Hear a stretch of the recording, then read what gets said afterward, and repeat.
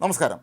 മലയാളികളുടെ അഭിമാനമായ മമ്മൂട്ടിയുടെ ശബ്ദം നമുക്ക് ഏവർക്കും സുപരിതമാണ്. ഘനഗംഭീരമായ ഏത് ഭാവവും ഉൾക്കൊള്ളാൻ കഴിയുന്ന, എവിടെ നിന്നാലും നമുക്ക് തിരിച്ചറിയാൻ കഴിയുന്ന ഒരു ശബ്ദമാണ് മമ്മൂട്ടിയുടേത്. എന്നാൽ മമ്മൂട്ടിയുടെ അഭിനയ ജീവിതത്തിലും ശ്രീനിവാസന് വേറൊരു റോളുണ്ട്.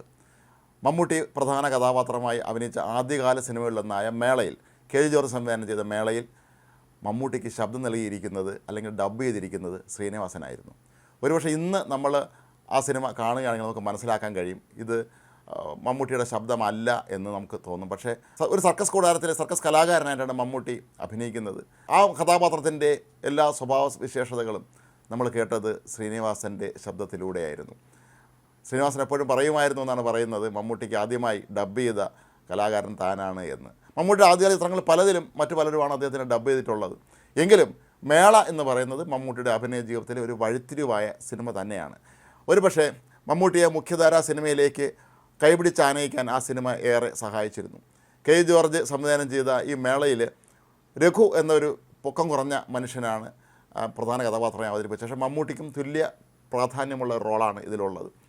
ഈ സിനിമയിൽ മനസ്സൊരു മാന്ത്രിക കുതിരയായി പായുന്നു മനുഷ്യൻ കാണാത്ത പാതകൾ എന്ന പുലനേഴി എഴുതി എം പി ശ്രീനിവാസ് സംഗീതം പകർന്ന് യേശുദാസ് പാടിയ പ്രശസ്തമായ ഗാനം മമ്മൂട്ടിക്ക്, ആ ഗാനത്തിൻ്റെ ചുണ്ടനക്കാനൊക്കെ തന്നെ ഈ സിനിമയിൽ വലിയൊരു ഭാഗ്യം ലഭിച്ചു. ആ പാട്ട് ഇന്നും ഏറെ ഹിറ്റാണ്. അതുപോലെ മുന്നേറ്റ എന്ന ചിത്രത്തിലാണ് മമ്മൂട്ടി ആദ്യമായി സ്വന്തമായി ഡബ് ചെയ്തത് എന്നാണ് പിന്നീട് അറിയാൻ കഴിഞ്ഞിട്ടുള്ളത്. പക്ഷേ ആദ്യകാലങ്ങളിലൊക്കെ തന്നെ ശ്രീനിവാസനും അന്തിക്കാട് മണിയൊക്കെ പോലെയുള്ള ആളുകളായിരുന്നു ഡബ് ചെയ്തിരുന്നത്. ശ്രീനിവാസ് ചെന്നൈയിലെ അഭിനയ കോഴ്സൊക്കെ തന്നെ പൂർത്തിയായതിനു ശേഷം അവിടെ അവസരങ്ങൾ തേടി നടക്കുന്ന കാലഘട്ടത്തിൽ അദ്ദേഹം പല സിനിമകൾക്ക് വേണ്ടി ഇത്തരത്തിൽ ഡബ് ചെയ്തിട്ടുണ്ട്. മറ്റു പലർക്ക് വേണ്ടിയും പല പ്രമുഖ തിരക്കഥാകൃത്തുക്കൾക്ക് വേണ്ടി അദ്ദേഹം ഗോസ്റ്റ് റൈറ്ററായും പ്രവർത്തിച്ചിട്ടുണ്ട് എന്ന് പറഞ്ഞു കേട്ടിട്ടുണ്ട്. പക്ഷേ ഏത് സിനിമയാണ് അതൊന്നും ഒരിക്കലും ശ്രീനിവാസൻ വെളിപ്പെടുത്തിയിരുന്നില്ല. അന്നത്തെ കാലത്ത് മദ്രാശിയിലെ അദ്ദേഹം ബുദ്ധിജീവി സിനിമകളുടെ ഒരു ആളാണ് എന്നാണ് അറിയപ്പെട്ടിരുന്നത്. പി എ വക്കർ സംവിധാനം ചെയ്ത സംഘഗാനം, അതുപോലെ മണിമുഴക്കം തുടങ്ങിയ ചിത്രങ്ങളിലൊക്കെ തന്നെ പ്രധാന വേഷങ്ങൾ അവതരിപ്പിച്ച ശ്രീനിവാസൻ അക്കാലത്ത് അഭിനയിച്ചിരുന്നതൊക്കെ തന്നെ ഇത്തരം ബുദ്ധിജീവി സിനിമകളിലോ അതല്ലെങ്കിൽ ഈ പാരൽ സിനിമ എന്നറിയപ്പെട്ടിരുന്ന കെ ജോർജ് മോഹൻ അങ്ങനെയൊക്കെയുള്ള ആ ഒരു ടീമിലോ ആയിരുന്നു കൂടുതൽ അഭിനയിച്ചിരുന്നത്. അതുകൊണ്ട് തന്നെ ശ്രീനിവാസനൊക്കെ തന്നെ അന്നത്തെ കാലത്ത് ബുദ്ധിജീവികളുടെ സിനിമയിൽ മാത്രം അഭിനയിക്കുന്ന ഒരാളാണ് എന്നാണ് എല്ലാവരും കരുതിയിരുന്നത്. പക്ഷേ അതിൽ നിന്നൊക്കെ പിന്നീട് ശ്രീനിവാസൻ എത്രയോ മാറി. മുഖ്യധാരാ സിനിമയിൽ അദ്ദേഹം കിരീടം വയ്ക്കാത്ത രാജാവായി മാറിയത് പ്രിയദർശൻ്റെ ചിത്രങ്ങളിലൂടെ തന്നെയായിരുന്നു എന്ന് പറയാം. പ്രിയദർശൻ ആദ്യമായി സംവിധാനം ചെയ്ത പൂച്ചക്കരി മൂക്കുത്തി എന്ന ചിത്രത്തിലെ ആ ചെല്ലപ്പയർ ലോഡ്ജിലെ ഒരു താൽക്കാലിക ജീവനക്കാരനായി അഭിനയിച്ച ആ കഥാപാത്രമായിരുന്നു ശ്രീനിവാസൻ അഭിനയിച്ചിരുന്നത്. പിന്നീട് പ്രിയദർശൻ്റെ രണ്ടാമത്തെ സിനിമയായ ഓടരുതമ്മാവ ആളറിയാം, അതിൻ്റെ തിരക്കഥ എഴുതിയത് ശ്രീനിവാസനായിരുന്നു. ആ ചിത്രവും സൂപ്പർ ഹിറ്റായി മാറി. പിന്നീട് അങ്ങോട്ട് ബുദ്ധിജീവി സിനിമയുടെ ആളായി അറിയപ്പെട്ടിരുന്ന ശ്രീനിവാസൻ പിൽക്കാലത്ത് കച്ചവട സിനിമയിലെ മുഖ്യധാരാ സിനിമയിലെ ഏറ്റവും ഡിമാൻഡുള്ള തിരക്കഥാകൃത്തായി മാറുകയായിരുന്നു. പ്രിയദർശനും സത്യനന്ദിക്കാടുമൊക്കെ അദ്ദേഹത്തിൻ്റെ തിരക്കഥകൾ സിനിമയാക്കുമ്പോൾ അതിനൊരു പുതിയ ഭാവതലം തന്നെ വരുമായിരുന്നു.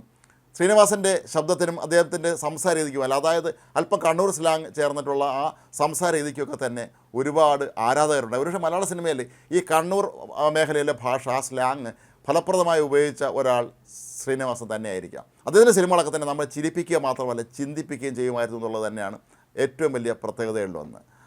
ശ്രീനിവാസൻ തിരക്കഥ എഴുതുമ്പോൾ അദ്ദേഹം തനിക്ക് ചുറ്റും നടക്കുന്ന ഈ ലോകത്ത് എന്തൊക്കെയാണ് കാണുന്നത് എന്നുള്ളത് ശരിക്കും പറഞ്ഞാൽ ഒരു മാധ്യമ പ്രവർത്തകൻ്റെ കണ്ണുകളോടുകൂടി അദ്ദേഹം നോക്കിയിരുന്നെന്ന് വേണമെങ്കിൽ നമുക്ക് പറയാം. വളരെ സൂക്ഷ്മമായി കഥാപാത്രങ്ങളെ വിശകലനം ചെയ്യുന്നുണ്ട്. ശ്രീനിവാസൻ്റെ പല കഥാപാത്രങ്ങളെ നമ്മൾ ശ്രദ്ധിക്കുക, അവരൊക്കെ തന്നെ തൻ്റെ വ്യക്തിത്വത്തെക്കുറിച്ച്, തൻ്റെ സ്വഭാവ രീതികളെക്കുറിച്ചൊക്കെ തന്നെ വല്ലാത്ത ബോധമുള്ള ആളുകളായിരിക്കും. ഒരു അഹംബോധം എന്ന് നമുക്ക് വേണമെങ്കിൽ പറയാവുന്നുള്ള പക്ഷേ അത് പലപ്പോഴും ഈ ശ്രീനിവാസൻ അവതരിപ്പിക്കുന്ന കഥാപാത്രങ്ങളൊക്കെ തന്നെ അല്പം മോശമായ തരത്തിലുള്ള ബോധങ്ങളുള്ള, താനൊരു ഒന്നിനും കഴിയാത്ത ഒരാളാണ്, ഞാനൊരു മോശക്കാരനാണെന്ന രീതിയിൽ സംസാരിക്കുന്ന പല കഥാപാത്രങ്ങളെ ശ്രീനിവാസൻ ആദ്യഘട്ടങ്ങളിൽ തന്നെ അവതരിപ്പിച്ചിട്ടുണ്ട്. എന്നാൽ ശ്രീനിവാസനെ സംബന്ധിച്ചിടത്തോളം അദ്ദേഹം മലയാള സിനിമയിലെ ഒരു ബഹുമുഖ പ്രതിഭ എന്ന് പറയാൻ 100% പറയാൻ കഴിയുന്ന ഒരു സിനിമ പ്രവർത്തകൻ തന്നെയായിരുന്നു. തൻ്റെ ഇത്രയും വർഷം 40 വർഷത്തിലധികം നീണ്ടു നിന്ന ഈ സിനിമാ ജീവിതത്തിനിടയിലും ഇത്രയും സിനിമയ്ക്ക് തിരക്കഥ എഴുതിട്ട് പോലും അതേ 2 സിനിമകൾ മാത്രമാണ് സംവിധാനം ചെയ്തത് എന്നുള്ള കാര്യവും നമ്മളിവിടെ പ്രത്യേകം ഓർക്കേണ്ടതുണ്ട്. തിരക്കഥ രചനയും സംവിധാനവും രണ്ടും രണ്ടാണ് എന്ന് തന്നെയായിരിക്കാം ഒരുപക്ഷെ അദ്ദേഹം കണ്ടിരുന്നത്. മലയാള സിനിമയിൽ പലപ്പോഴും തിരക്കഥാകൃത്തുക്കളായ രംഗത്തെത്തിയ പലരും പിന്നീട് സംവിധായകരായി മാറുകയും അവരെല്ലാവരും തന്നെ വലിയ വിജയമായി മാറാതെ പോയ കഥയും നമുക്കറിയാം. ഇവിടെയാണ് ശ്രീനിവാസൻ്റെ മഹത്വം നമുക്ക് മനസ്സിലാക്കാൻ കഴിയുന്നത്. പക്ഷേ അദ്ദേഹം സംവിധാനം ചെയ്ത 2 സിനിമകളും ഇന്നും മലയാള സിനിമയിലെ ക്ലാസിക്കുകൾ തന്നെയാണ്, അത് മാസ്റ്റർ പീസുകൾ തന്നെയാണ് നമുക്ക് പറയാൻ കഴിയും. ഏതായാലും ശ്രീനിവാസനെ സംബന്ധിച്ചിടത്തോളം അദ്ദേഹം ഓർമ്മയാകുമ്പോഴും അദ്ദേഹം ബാക്കിയാക്കി പോകുന്നത് അദ്ദേഹം നമുക്ക് തന്ന കഥാപാത്രങ്ങളെയും കഥാസന്ദർഭങ്ങളെയും തന്നെയാണ്. നമ്മെ ചിരിപ്പിക്കുകയും അതേസമയം ചിന്തിപ്പിക്കുകയും ചെയ്ത മനുഷ്യൻ്റെ വേദനകളെ മറ്റൊരു ആംഗിളിൽ, അതായത് ഒരു നർമ്മം കലർന്ന ഒരു രീതിയിൽ അദ്ദേഹം കാണാൻ ശ്രമിച്ചിരുന്നു. ശ്രീനിവാസൻ്റെ പല കഥാപാത്രങ്ങളുടെ ജീവിതത്തിൽ ദുരന്തം വരുമ്പോഴും കഷ്ടപ്പാട് വരുമ്പോഴൊക്കെ കരഞ്ഞു വിളിക്കുന്നവരായിരിക്കില്ല, അതിനെയൊക്കെ തന്നെ അല്പം ഒരു തമാശ മട്ടിൽ നേരിടുന്ന ആളുകളും ആയിരിക്കും. അതിൽ മേളയിൽ മമ്മൂട്ടിയുടെ പോലും ശബ്ദമായി മാറിയ ശ്രീനിവാസൻ ഓർമ്മയാകുമ്പോൾ നമുക്ക് അദ്ദേഹത്തിൻ്റെ കഥാപാത്രങ്ങൾ എന്നും നമ്മുടെ മുന്നിൽ നിറവോടെ തന്നെ തെളിഞ്ഞ് നിൽക്കും.